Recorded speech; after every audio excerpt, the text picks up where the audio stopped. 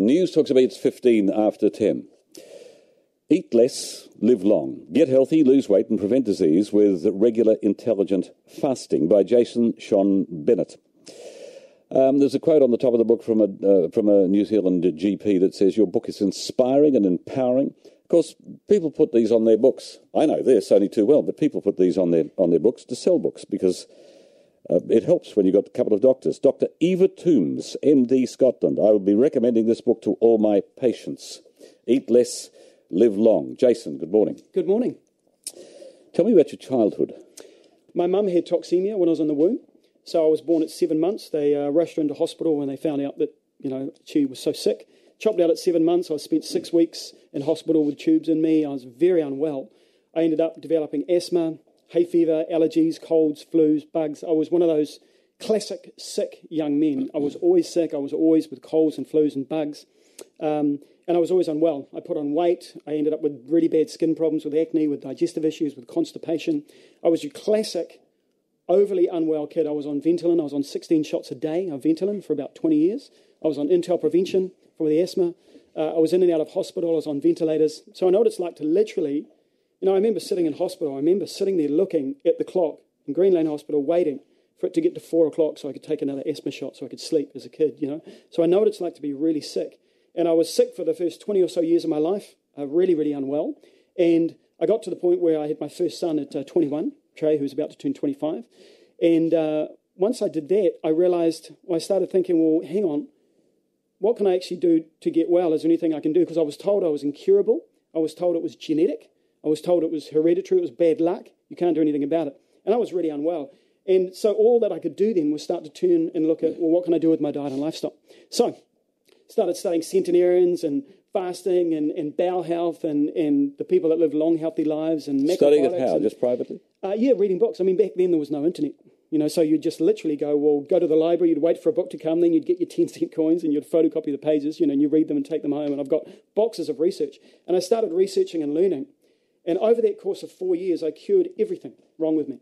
I cured my asthma, my hay fever, my allergies. I haven't been sick for 20 years. I never get a cold. I never get a bug or a flu. Apart from your plastic surgeon, when was the last time you went to a doctor? I cannot remember. I don't have a regular doctor. When I go, they say, who's your regular doctor? And I go, well, actually, it's been a while. And then we get into a really interesting conversation, And, I mentioned his plastic surgeon because he must have had a plastic surgeon. He's 46. He doesn't look a day over, 36 at tops, and I'm looking for confirmation. Yep, I'm getting confirmation. 36 at tops and maybe even younger. Oh, well, I'm going to come back. This is fantastic. Thank you. Well, wait till you're invited. No, what I started realising, and when you start looking at genetics, you start looking at illness and disease and getting well. And what I found was it was all about the bowel and all about the genetics. And when you look at genetics, we often have this illusion where we think our disease is somehow genetic. But when you start to look at it, you start to realise that genetics is about 3% of disease. And modern lifestyle disease, which is what kills 70% of us, non-communicable diseases, heart disease, cancer, diabetes, obesity, those kind of things, they're non-communicable. So, my 23,688 genes, they're the same genes I was born with as a sick baby. Now, I've got nearly that many pairs at home. I've been collecting them over the years. Now, look, enough of the jokes. Well, one more, if you like. Yeah. Not a joke. This is a serious question. Yeah. You had your first child at 21. Correct. Your son. Yes. The way you've described yourself as being a sickly kid, how did you manage to pull a woman to have a child with? Lots of smooth talking, I guess. I mean, it was amazing. He changed my life in the sense of making me realise, it's not good for me to get up every day, take drugs the whole time, feel unwell, not be able to breathe properly.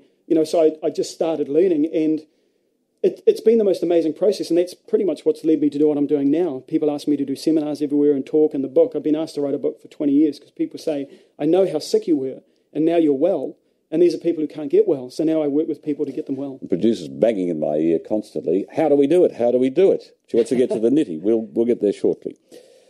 How long did it take you to get to the point? And he's brought in 90-something pages of research that he's done. I don't think we need it because you can talk it up well enough. How long did it take you to realise you were on track for making changes and for those changes to become effective? Once you started research. Well, it was not an instant thing. It took me 4 years. I now teach how to do it in a year, but it took me 4 years to do. And I just started off reading, and it was literally, I looked at everything I could. I got into that headspace of, I'm going to do anything to get well, you know? I don't care what it is. I don't care what I have to do. I want to be well. And it became like an overriding focus. And one book I read was by Louise Hay, and she's a woman who believes that emotions are tied in with your disease. So I read that book, and it said yellow is the colour for asthma. So I dyed my clothes yellow. Now, did yellow make a difference? I have no idea, right? But the point is I was willing to do anything, and that's what I work with people now. People now have forgotten that it takes work to get well because it's so easy for us to be unwell. We're all dying younger of hideous disease that's preventable.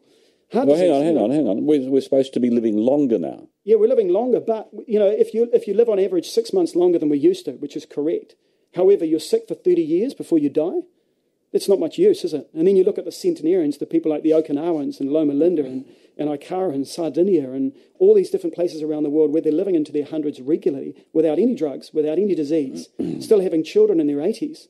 That's a whole different paradigm. And we're so used to the paradigm of old people. Once you get to 60, all you talk about is your medication. You know, what medication are you taking? How sick are you? What's going on? That's actually just a Western paradigm.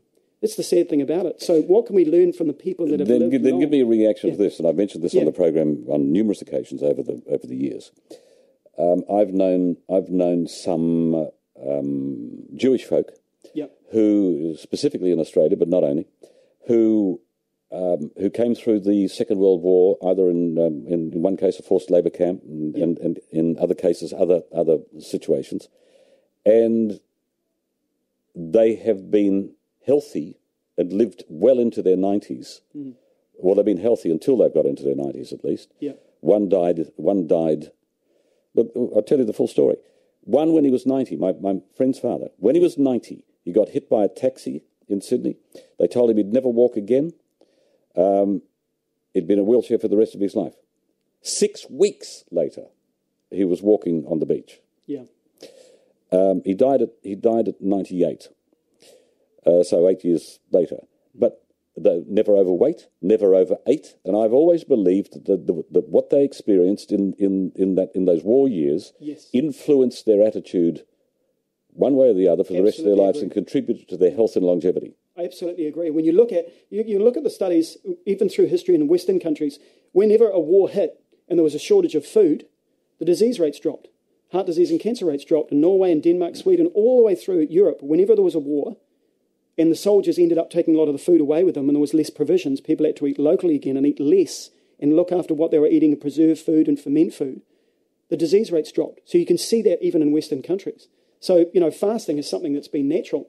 What's unnatural is too much food in the environment, and that's what we've had for 30 or 40 years now. We've had too much food. Well, you're just overeating all the time. You're endorsing what I can't remember where it came out, who said it, but in the last few years, if we want to improve our lives, live longer, cut out 40% of what we eat. Exactly, 30 to 40%. I talk about that all the way through the book. All right, so we'll come back and talk more about the book and how you did it and how people can do it.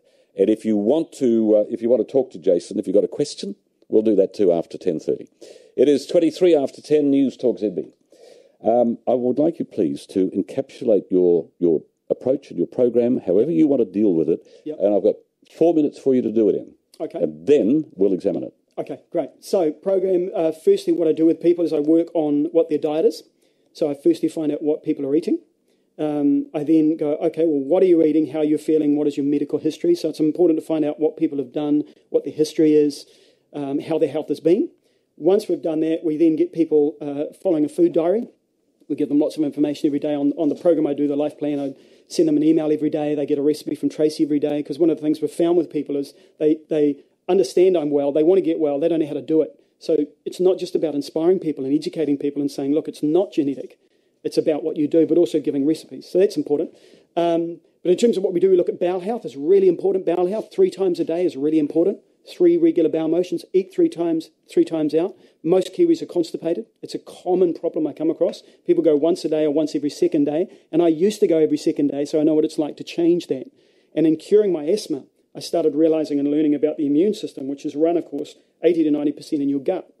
And your immune system runs respiratory system, which runs whether you breathe well or not. So fixing your gut and your genetic expression, which is how your genes express themselves, is critical.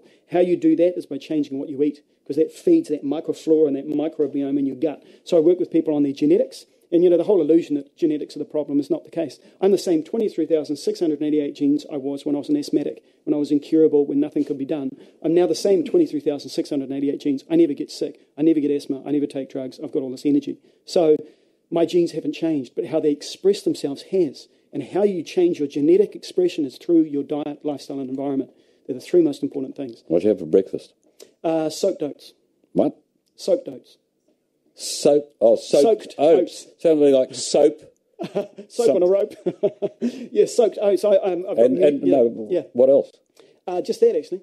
Yeah, I had a little bit of soy yogurt on it, fermented yogurt. But well, there you go. You had something else. Yeah, that's important. Yeah. So I generally have soaked muesli. I've got a muesli. It's free on our website, by the way. If anyone wants to download it, you can get it. And the muesli is amazing in the sense that it's got the nuts, the seeds, the fibre, the essential fatty acids in it, all to give you good bowel motions. And if you have that muesli every day, trust me, you'll be going twice a day. And that'll start to clean out your bowel. Okay. Lunch? Lunch, generally a salad of some sort. I generally tend to eat half lunch and half dinner with vegetables of some sort. I'm a huge fan of vegetables. When you look at the centenarians, all these long-lived people, they eat mostly vegetables. Lots of grains, legumes, a little bit of meat. So it's a really interesting mixture. Little bit of meat for lunch? I don't eat meat myself. I gave up meat 30 years ago. So I haven't eaten meat. Totally do not touch meat. My iron levels are through the roof. There's just so many myths about food. It's unbelievable. Fish? Fish, yeah, I eat a little bit of fish, yeah. Fish and eggs. If you can eat animal products, fish and eggs, absolutely. They're the ones that the longest-lived people tend to eat the most. How many eggs a week you eat? Oh, I don't know, a couple. I actually don't think about it. I kind of eggs if someone gives them to me. Apart from that, I won't make them myself generally. Okay. So, yeah. Dinner? Dinner, same kind of thing. Lentils, legumes, beans, chickpeas, rice, quinoa. You don't go out to restaurants a lot, do you? I do. And I've actually mastered how to eat the way I want to eat at a restaurant as well. And you do get kind of used to how to do that. And I often get the waitress over and say, look, I'm the pain in the backside guy. I know exactly what I want, and I'm sure your chef will make it. And I have a word with them. And then the chef comes out, and they're usually quite excited about making something quite different. So I then get served my meal. A lot of other people I eat with have served the standard meals. And they all say that classic, I wish I'd ordered what you ordered, because I end up with this beautiful big salad, freshly made, with all this, creativity from the chef with dried tomatoes and yummy stuff. You'd be a real fun guy to dine out with. I mean, I'm guessing you don't do alcohol either. No, I gave up booze 30 years ago. One of the best decisions I ever made. Right. Incredible for the liver. Okay. Incredible for skin health. There's more to talk, but if you would like to, and the fasting we've got to get on to. Yes. Yeah, right. But if you'd like to talk to, you got a question for Jason? 0800 80 1080 at 29 to 11. It is 25 to 11. I just want to read you something from Jason's book. The very first time I fasted, I was, as the saying goes, as sick as a dog. I fasted for 7 days, and all I could do was lie around. I was totally unaware of my diet leading up to this first fast, so I literally went from takeaway burgers, chips, soft drinks, and junk food to fresh fruit juices and vegetable juices overnight. Was I ill? Was I ill? That's a statement. My nose ran, my skin broke out, I vomited a great deal, and my bum did not stop. I had so much stuff to come out, and my body had never been given a break before. I don't know how I mustered up the energy, but my first child, Trey, was conceived during that fast. So I was 21, so I completely forgot about contraception because my head was in such a mess. It's a true story. Why did you fast then? Where did the fasting idea come from? Well, it came from the study of the centenarians and how to get well. I was literally, if you remember back, I was literally at a point where I was told I was incurable. I was taking drugs every day. There's nothing can be done for you, Jason. Go out, take the drugs, you're sick. That's how it is.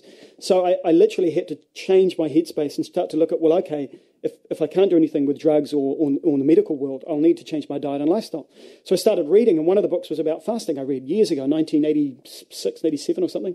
And that talked about fasting, and I thought, right, I'll try fasting. So I foolishly did the first fast straight into it from a bad diet. Really, really bad decision. And I talk in the book about not doing that. If you're going to fast, you need to first get your bowels working well, get regularity, get fibre in the system, and then start regularly, intelligently fasting. And I just want to distinguish what regular, intelligent fasting is, because there's a lot of trendy talk about fasting these days. There's a lot of people that have put out books after researching fasting for a year. Now, I've been regularly fasting for over 25 years, so I have a certain degree of expertise in the subject. So what is regular fasting?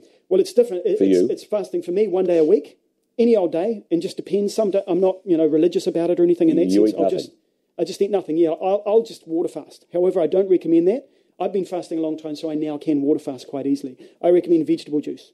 So get up in the morning, get as much green juice as you can. You can juice it all up, carrot juice and beetroot to flavour, a bit of ginger to keep you warm, good circulation in the heart, and then sip it during the day, and that's all. Right. And I teach people how to do that, and it's unbelievable. Some of the chapters in this book, the longest lived people in the world, processed foods. Look, we all know about processed foods now. We talked to Professor Schofield about that a couple of weeks ago. Yep. A plant-based whole food diet, regular intelligent fasting equals a long, healthy life. These are all chapter headings. Weight loss drugs and weight loss surgery. Eat less, eat better, move more, have rhythm, live long. Fasting, a miracle cure. And then there's a chapter on why fast. I would have thought that would have been earlier. My experience of fasting, which is what I quoted from before. Fasting the liver and your skin. Now, I want to touch on that with you for obvious reasons that interest me. Sure. But if you want to put those headphones on. Emily, good morning. Yes, good morning. Do you eat exclusively organic, or do you partake in mainstream fruit and vegetables? I definitely partake in mainstream fruit and vegetables. I hear what you're saying, and I think what's important is getting more fibre and more fruits and vegetables into people. The benefits that you'll get, even from mainstream fruits and vegetables, far outweigh the negatives from pesticides. Now, if you can afford to eat organic, absolutely that's the best way to go. And the even better way, of course, is to grow your own.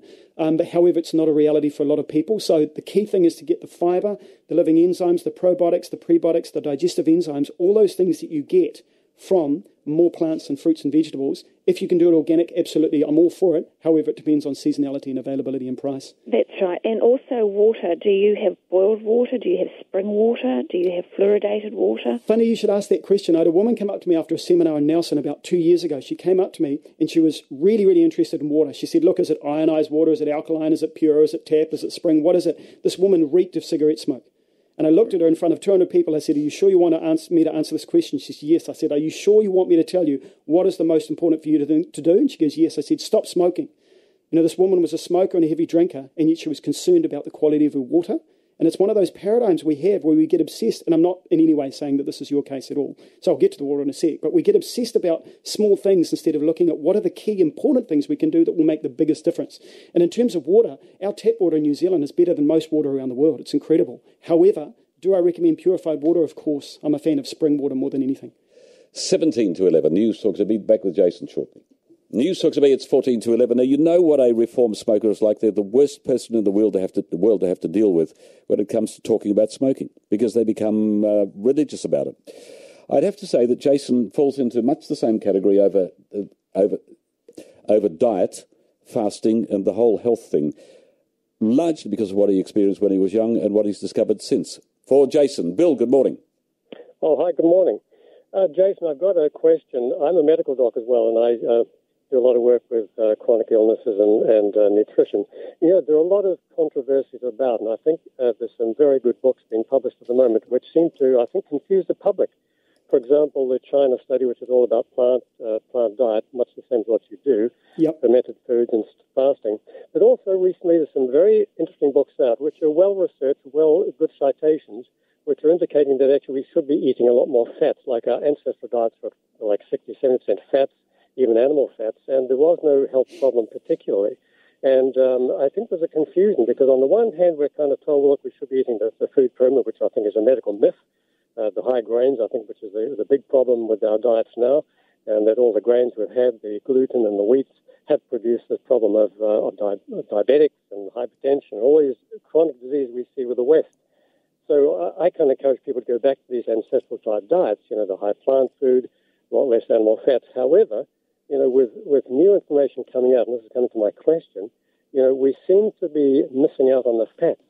And in fact, there's a very good book put out, you might have read, by Dr. Perlmutter in the US. His book is called Grain Brain, and it's just an absolutely fascinating book which really says that we should be eating a lot more saturated fats. In fact, the medical science and the studies coming out now say that fats have no correlation whatsoever with heart disease or strokes or chronic disease, and also they go on to say that cholesterol's got nothing to do with heart disease. Now, this is really completely flies in the face of the mainstream dogma of the time. All right, so let's get a reaction. Let's get a reaction. Yeah. So firstly, in terms of going back to more of a natural diet, I totally agree with that, a plant-based diet. However, what I don't agree with, and I know there's a lot of science and a lot of research and things that is coming out now about saturated fat and cholesterol, it's not important. However, I always tend to, when you get into a controversy, I always tend to go, okay, well, let's actually look at those groups of people that live long, healthy lives. Let's look at the people that have the highest rates of centenarians, who are people that get to 100 without any drugs or disease. And you look in America, and you find even in the sickest country in the world, America, a little group called the Loma Linda centenarians in Loma Linda. Well, they're Seventh-day Adventists. Exactly. Don't smoke, don't drink, don't eat meat, don't eat processed foods, get enough sleep, regular, all of that. They have 10 times more centenarians, people hitting 100, than anywhere else in America on average. Then you go to Japan, and they've got the longest lived people in the world, average age of 83, and they eat more rice and grain than anywhere else. And here's the interesting thing. If you go to the Okinawans, which is those set of islands off Japan, they have the longest, healthiest lived people in the world in terms of lowest disease rates, lowest breast cancer, bowel cancer, heart disease, everything, living into their hundreds. They live a plant-based diet, high grain, about 32% grains of what they eat, mostly plants, high levels of fruit, about 2% meat.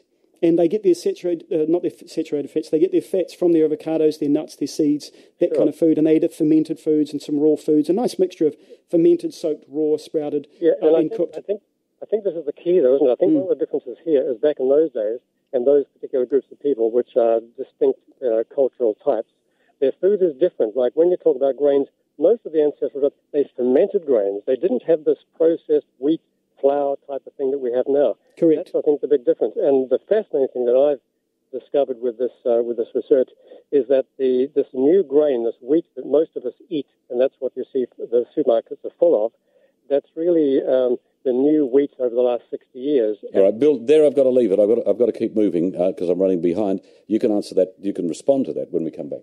Jason Sean Bennett. Why not just Jason Bennett? Well, I just love my middle name. It's a fascinating story behind Sean, where the name comes S-H-O-N. from. I just love it. What is it, quickly? Well, my grandfather's name was nickname was Shonny Johnny because he used to fly the Lancaster bombers. He used to sit at the back of the turret, with the double machine guns.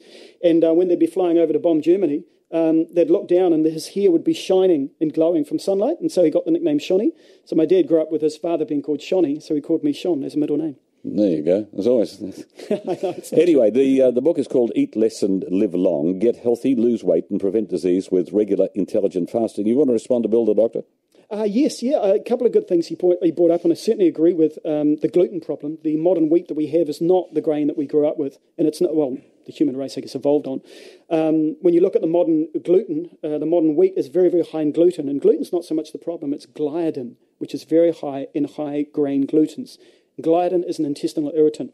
What that does is wreck the villi in your intestine, and without getting too technical, the villi are the things that, for instance, absorb the iron from your food, the calcium, feed your bones, that kind of thing. So if you're wrecking your absorption ability, you've got problems. All right. For Jason, Tony, good morning.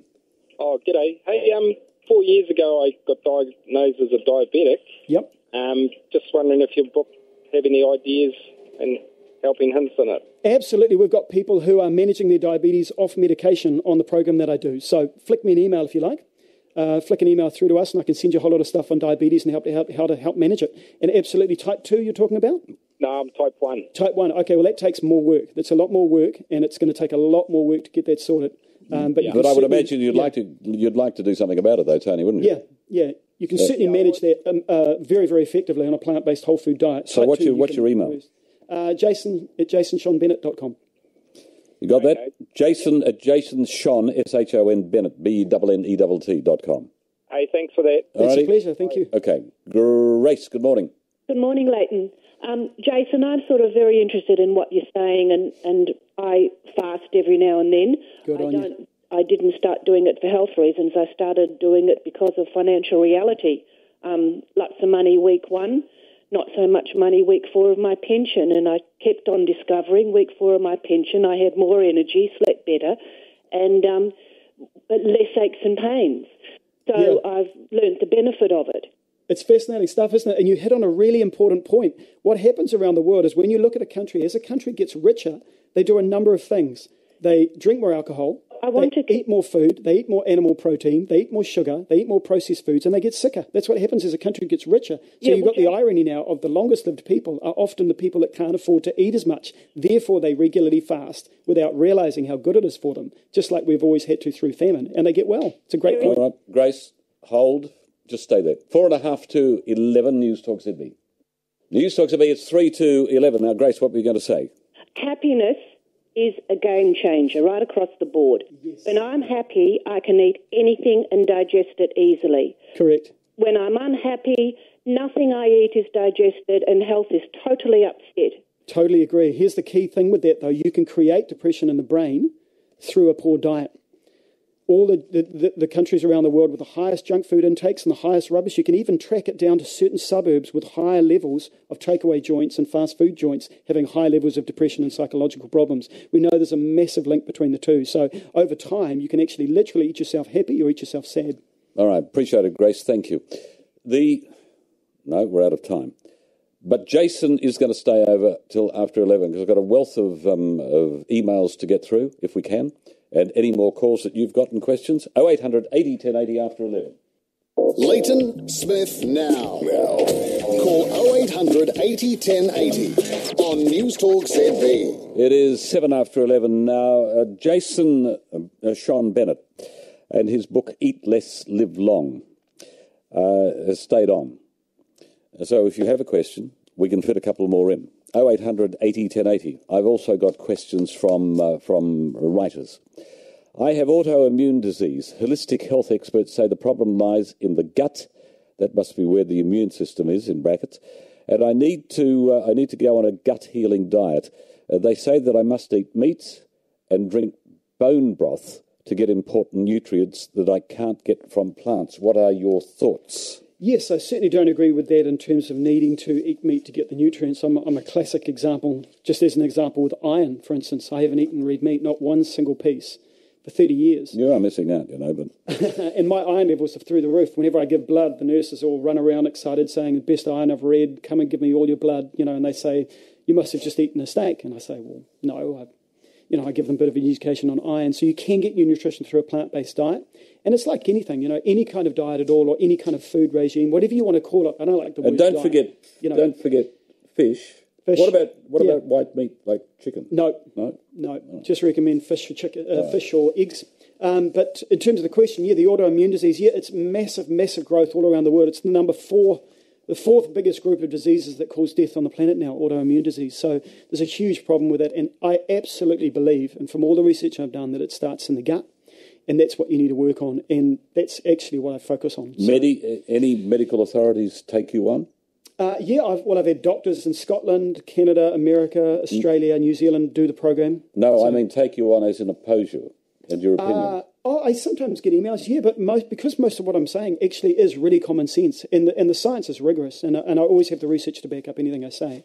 So it's very common sense. I'm certainly not a radical or suggesting anything crazy, even though some people I guess would think fasting's crazy. All right. Just before I take a call, for someone like me, because you don't drink and you're not happy about alcohol, period. Yes. But it's the too much alcohol. Moderation in alcohol, fine, but it's the too much. I'm not about to give up my occasional steak. Yep.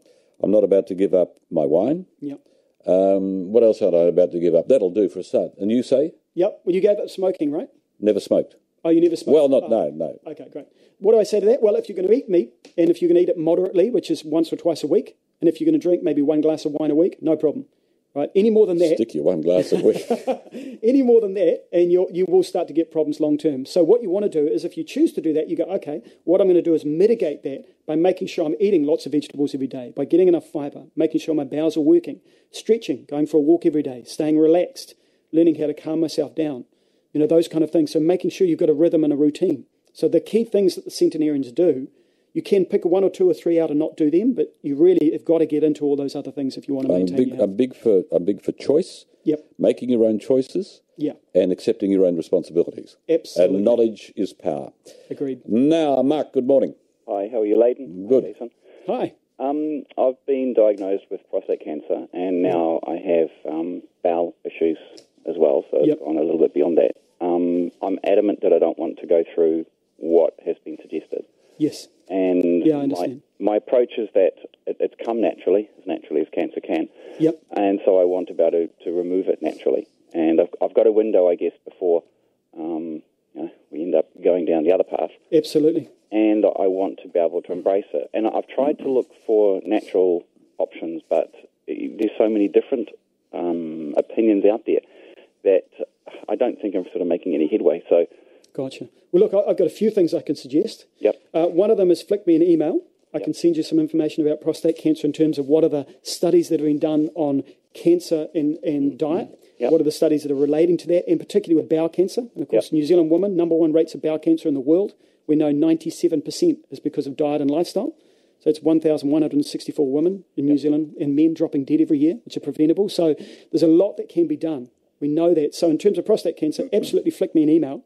And without question, if I was you, if I was in your shoes, I would do what I did, which is go, right, I'm going to go all for getting rid of this, doing as much as I can, going through the research and science, and like Leighton says, choosing what you choose to do about it. You know, there's a lot of things you can do, and I've certainly got a lot of information. So I have an investment in this, as you may know. Mark, what's your, when you said you got bowel trouble as well, you in cancer or? That's what it's looking like, yeah. Yep.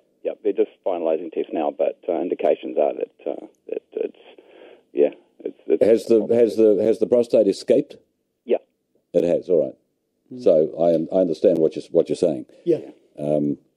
Yep. It's the thing with cancer, and when you look at every expert on the planet, when you look at the cutting edge cancer experts, the professors of genetics, the scientists, the doctors, the professors, they all say the same thing, that cancer is created through one's lifetime. Only about 3% is genetic. Now, is that a helpful thing for me to say? No. In one sense, no. But is it helpful in another sense that there might be a whole lot you can do about it? Yes. And I've seen people reverse all kinds of things. My asthma, I've seen people with high blood pressure, I've seen people go off cholesterol medication, I've seen them lost 52 kilos. I've seen incredible things just through small dietary changes. So flick me an email. I'll send you what I've got. I will. Okay, mate. Thank you. Bye-bye. It is 13 after 11. Newstalk ZB, and I said earlier in the program that I had some prostate information this morning. Very simply, and I don't think I'm going to have time to go into it, but very simply, I'm sick and tired of studies showing that, and people claiming that surgery, for instance, or detecting prostate cancer early is unnecessary and causes more trouble than it should, and what have you. There's a huge debate raging in the medical profession. Sure, yeah, there is. There's finally a study that shows that men with early stage prostate cancer, who had their prostate surgically removed, were significantly more likely to be alive nearly 2 decades later than men who went without surgery and were monitored through the so-called watchful waiting. This was a Swedish study involving 700 patients, published this week, yesterday in fact, in the New England Journal of Medicine. A great journal. If you want more detail, then Google it, the New England Journal of Medicine, see what you can come up with. This, by the way, was printed in the Wall Street Journal this morning. But it's not perfect, because nothing's perfect when it comes to treating prostate cancer. But it's the better option is to find it early and deal with it. And I get aggro with with doctors who argue otherwise. 14 past 11, Newstalk will be back with more calls after the break. Newstalk will be, it is 17 after 11. Jason was just telling me, we were discussing things, I raised something. And he told me a quick story with regard to a seminar he gave in Queenstown. I know a bit more detail than he's going to we'll leave names and what have you out of it. But after the seminar. Yes, after the seminar. So I gave the seminar, lots of questions afterwards and discussion about things. And a woman waited to talk to me for about half an hour, maybe an hour, I'm not sure. But she waited, and I finished talking. I was packing up my laptop and things, and she goes, hi. And I said, hi. And she goes, look, I'm a doctor. I'm down here in Queenstown. I've done 7 years training. I'm fully trained. I'm a GP. I'm working here near the airport. I love what I do. She said, but I got less than 1 day training in nutrition in 7 years as a doctor. She said, we need to be working with you, with people like you. And I love doing that. I love working with doctors because they have an incredible expertise I do not have. I don't know about the drugs and interactions. That's their expertise. And if I broke my arm, I'm straight to the doctor. However, when you look at things that we're dying of, 70% of what we're dying of is heart disease, cancer, diabetes, obesity, non-communicable disease that we create through our lifetime, through diet and lifestyle. So that's what's killing us. All right. Will, good morning. Hi, Leighton. Big fan. I've just got a question for Jason about the psychological effects of emotional eating, and if he has any information on combating that. Yeah, I certainly do. It's one of those things where initially it's going to take some willpower. Like you need to take the step. I always say to people, look, just simply coming along to a seminar is a really good step for a lot of people, because they've actually gone, okay, I'm interested in health, I've thought about it, I've got myself to a seminar, I'm sitting here and I'm listening. That alone says that they're ready for change. So change comes through willpower and through thought and education.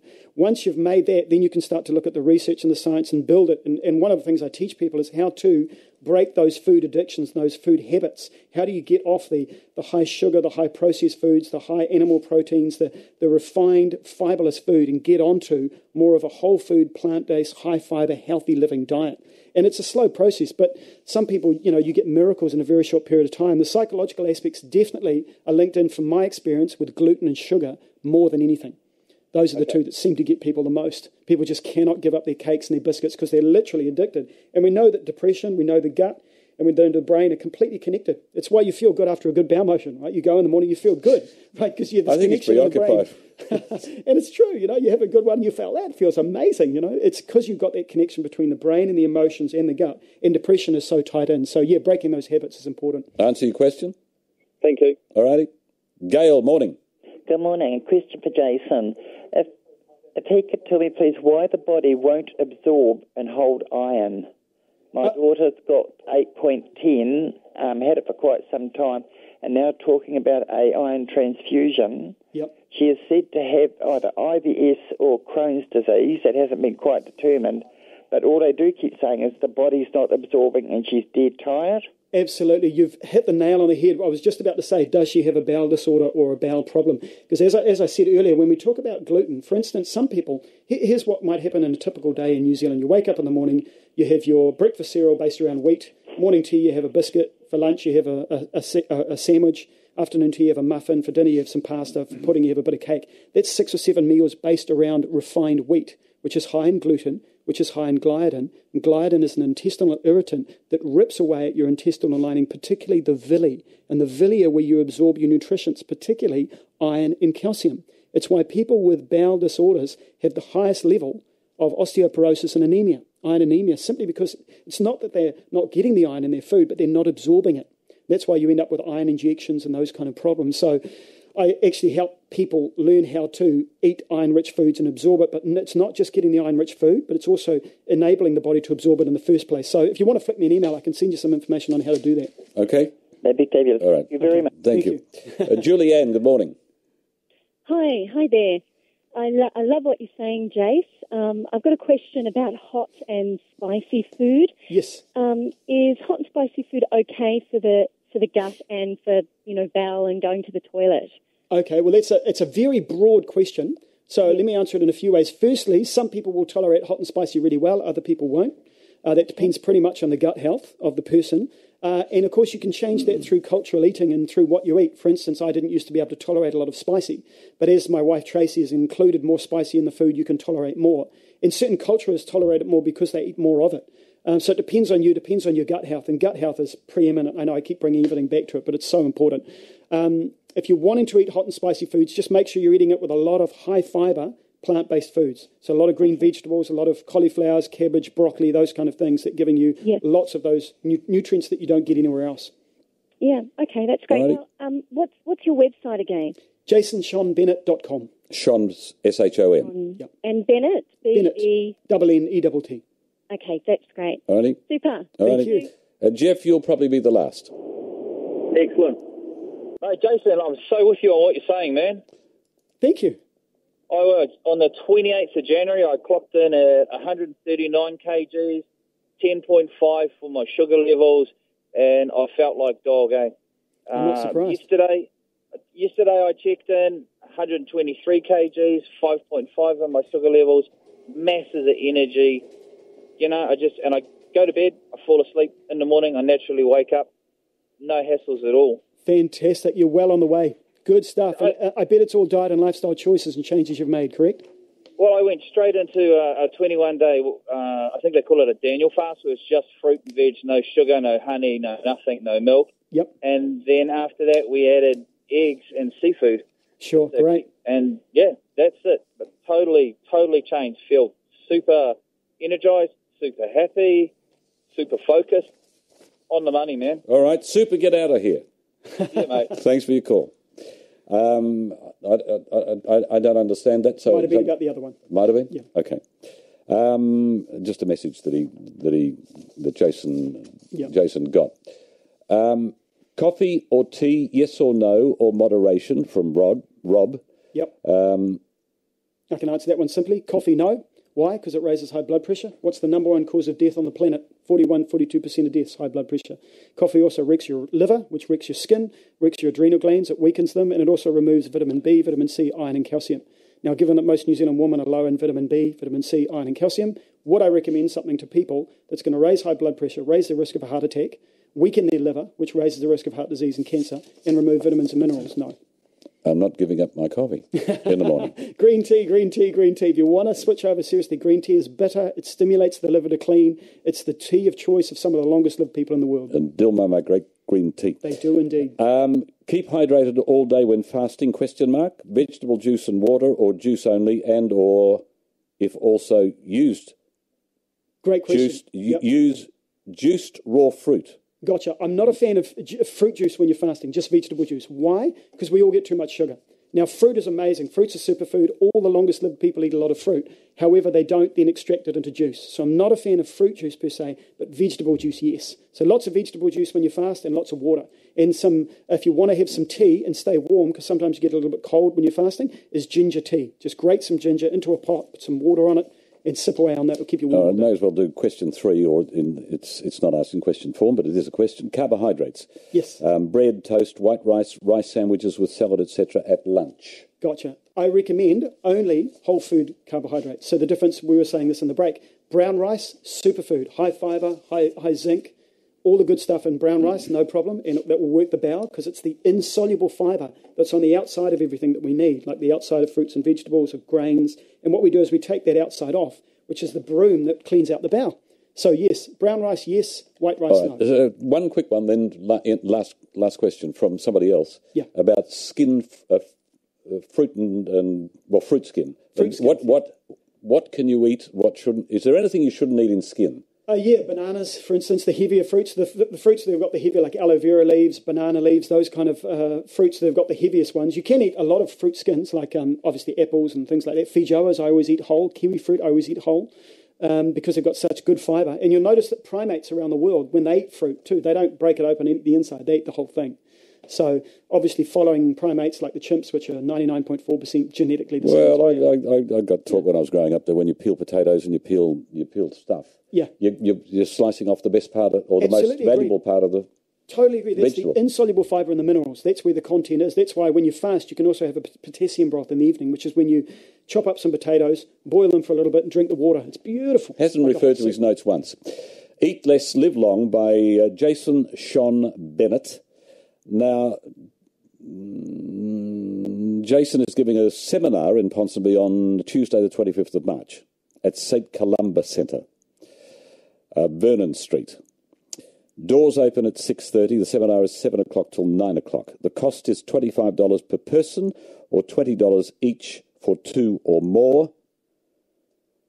There are limited seats. We've got 2 double passes we will give away if you would like to go. Carolyn will take your details on 0800 80 1080, but only 2 double passes for Tuesday the 25th of March. Any other seminars around the country? Oh, you're going to Canada on Tuesday. Yeah, Canada on Tuesday to present over there. I've been asked over there. Then it's back here for a New Zealand tour. So this date is actually the first, and we're getting more dates all the time. I think Cambridge and Whangarei have come on board. And very quickly, this is only the first of 10 books. First of 10 books. You're crazy. So much to talk about. Lovely to meet you. Lovely to meet you. Thank you so much for having me on.